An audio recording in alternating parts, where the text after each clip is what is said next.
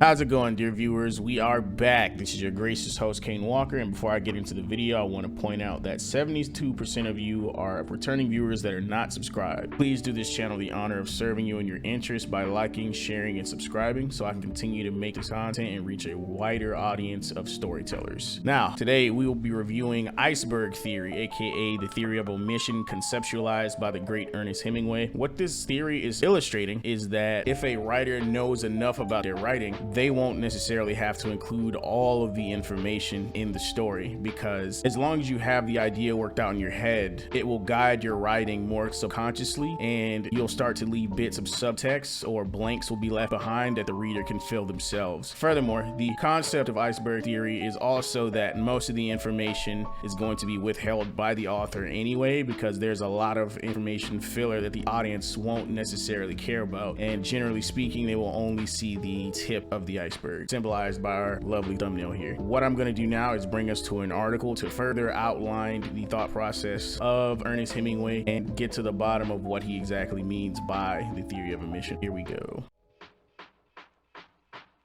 All right, so this article is going to be taken from onthecobblestoneroad.com, and here they have a quote by Ernest Hemingway with a bit of an infographic here. It says, "If a writer of prose knows enough of what he is writing about, he may omit things he knows, and the reader, if the writer is writing truly enough, will have a feeling of those things as strongly as though the writer had stated them. The dignity of movement of an iceberg is due to only 1/8 of it being above water. A writer who omits things because he does not know them only makes hollow places in his writing." Ernest Hemingway. And what he means by this second part here, a writer who omits things because he does not know them only makes hollow places in his writing, it means it's going to make it a lot harder to reason with your audience, or reason with yourself, more importantly, because you have to write the work. You have to figure out and solve the problems within your story. It's going to make it more difficult to do that. By knowing what you're going to write, or having some idea of what you're going to write beforehand, not necessarily outlining it, because I know some people are pantsers, it gives you a bit of a guide while you're writing. And since the thoughts are going to be connected because you have a solid idea already, you're not going to be coming up with random things that seem to be disjointed. First aspect they're going to go into is going to be theme. The general consensus is that Hemingway is discussing theme when he talks about the theory of omission. He had a minimalistic style and believed the deeper meaning of a story should shine through without being apparent on the surface. In other words, what high-level ideas lurk in the iceberg beneath the superficial plot? What unspoken nightmares and desires drive the characters onward? In some ways, this is an extreme iteration of the show don't tell rule writers are encouraged to follow, a rule we should all be familiar with. In this case, what is not said is just as important as what is. Negative space is important in art. It is equally important in writing. I don't disagree with this analysis of the iceberg theory, but I like to think even deeper, past the overarching themes and metaphors, and into the cellular realm, into the details, the paints in an author's palette. Yeah, this could apply to theme, but a lot of the time it can also apply to world building aspects and character aspects as well. We all know of the character archetype of the hero with a tortured past, checkered past, mysterious past, etc. We can go long stretches in storytelling without knowing those details of a character's past or origin or anything like that. So this theory can apply to a wide range of aspects within storytelling and not just theme, but I'm sure they go into that later on.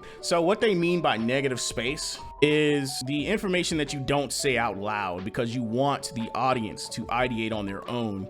You don't want to spoon feed your audience information, and you want to trust them to be able to figure out the finer details of your work. And this is the problem you run into when you stress about wanting the reader to capture your exact vision to a T. The audience should be allowed to wrongly interpret your work because it's part of the fun of reading and discovery within fiction. Theory of omission, world building details. Hemingway said that only the tip of the iceberg showed in fiction. Your reader will see only what is above the water. The knowledge that you have about your character that never makes it into the story acts as the bulk of the iceberg, and that is what gives your story weight and gravitas. I couldn't agree more with Jenna. As an award-winning fantasy author, I would assert that the beauty and believability of world building is based on a complex network of details the reader is rarely privy to witnessing in its entirety. The reader doesn't need to know most of these rules as long as the writer consistently follows them. You are allowed to bend and break the laws of our universe, but your new universe universe must have its own laws to abide by.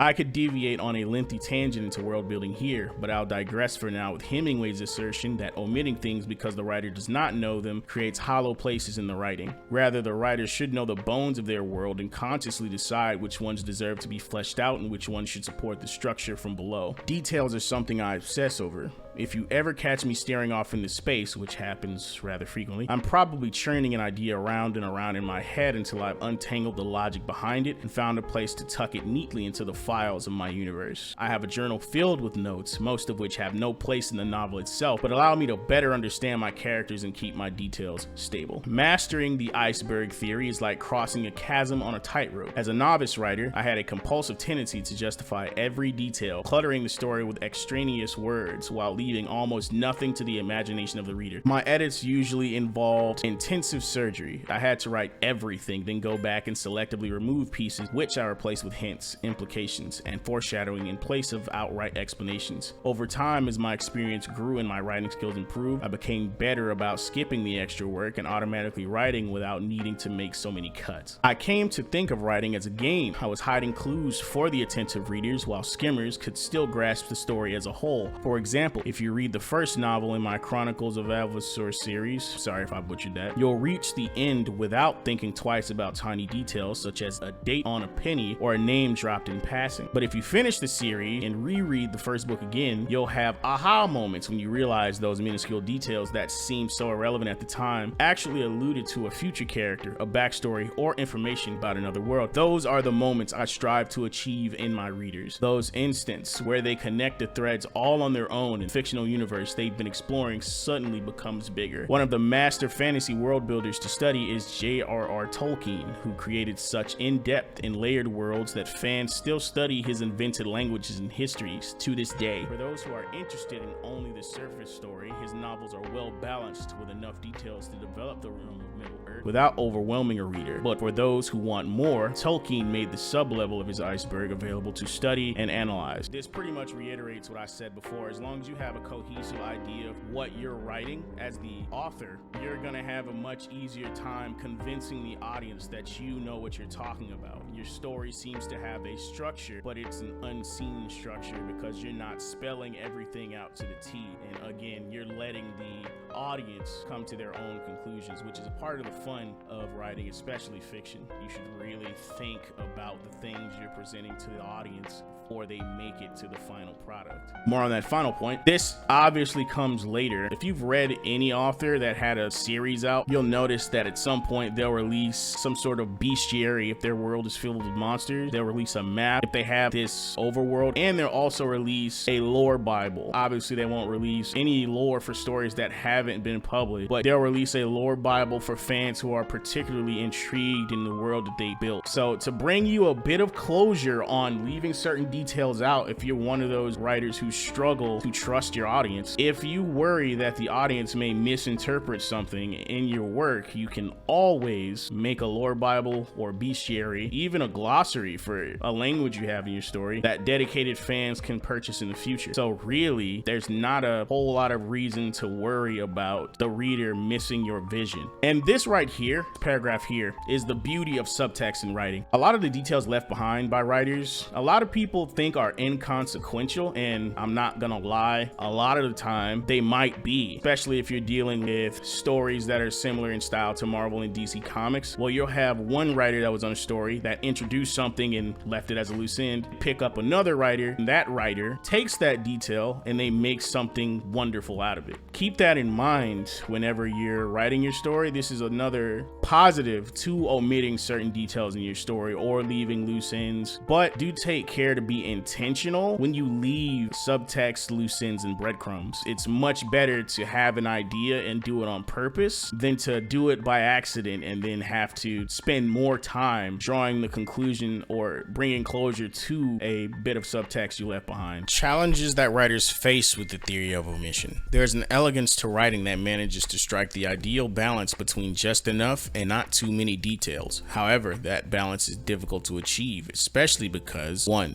The burden to fill in gaps falls on the readers. Your audience plays a key role in the success or failure of the iceberg theory in your writing. Some readers are ready to invest. They're in a distraction-free environment and fully committed to getting immersed in the writing. But not all readers are able or even willing to enter that attentive state. Some readers are skimming through a few pages at a time in between errands and chores. They're distracted and can't focus enough to pick up on subtle allusions while life keeps pulling their attention away. Others simply aren't interested in doing the work and connecting the points on their own. They want everything spelled out for a simple read that doesn't require much extra thought. Who were you writing for? How is that going to affect the degree of omission you as the writer can effectively get away with? An example. I was receiving a critique of a short story vignette told in first-person point of view. The narrator's name was Sam, which could be either masculine or feminine. First person can be tricky since people don't consciously think about themselves and how they look, so it feels unnatural to write a narrator who forces such thoughts and dialogue without a valid reason, such as admiring a new haircut or other change from their normal appearance. My solution was to allude to Sam's femininity with details about how she noticed her body sweating on a miserably hot and humid day. But despite the brief mention of Sam's damp shirt sticking to her body and sweat tickling her skin as it trickled into her cleavage, half of my beta readers wasted most of the feedback session debating the narrator's gender instead of focusing on the conflict. All the technique and work in the actual story was overshadowed by that one inconsequential detail my readers seemed to be obsessed with. Was the narrator a girl or a boy? Sam's gender didn't have any impact whatsoever on the plot. She could have been male, female, transgender, non-binary.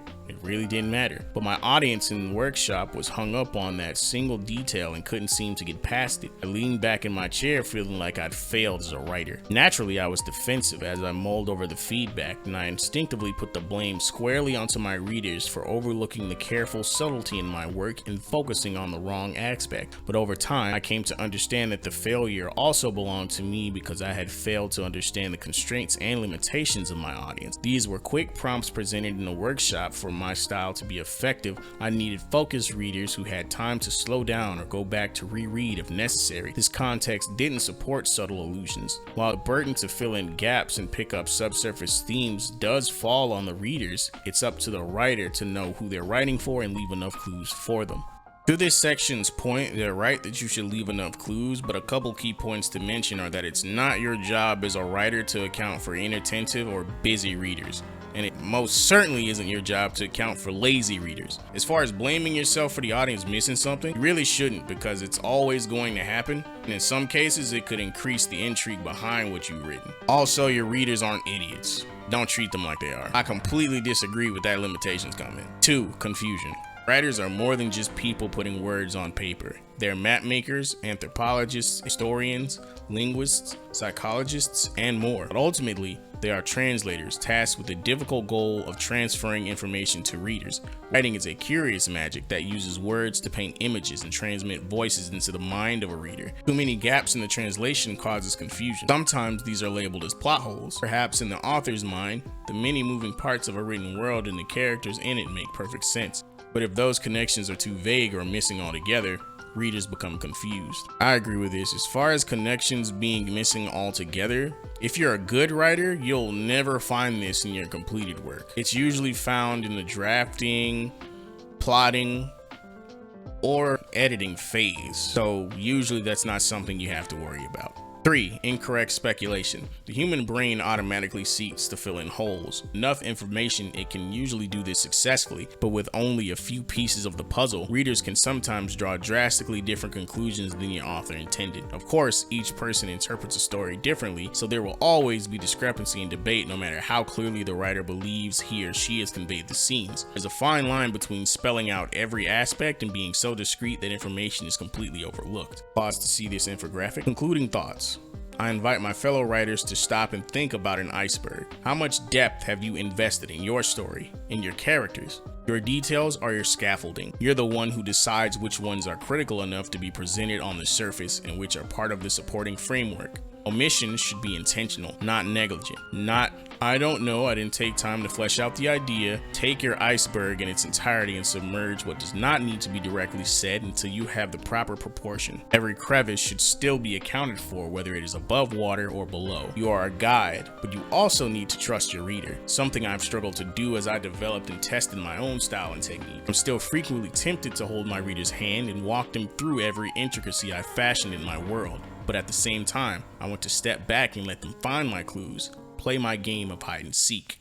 As far as the concluding thoughts, I agree with everything that they said in the end. My previous points still stand, but that's all I have to say. If you enjoyed this video, please leave a like, comment, subscribe to the channel, follow us on Twitter, and if you're up to it, buy me a coffee. In the description, you'll find a link to our writing club server where you can sharpen your skills as well as learn more lessons like these live during lectures. This has been your gracious host, Kaine Walker, and I'll see you in the next one. Peace.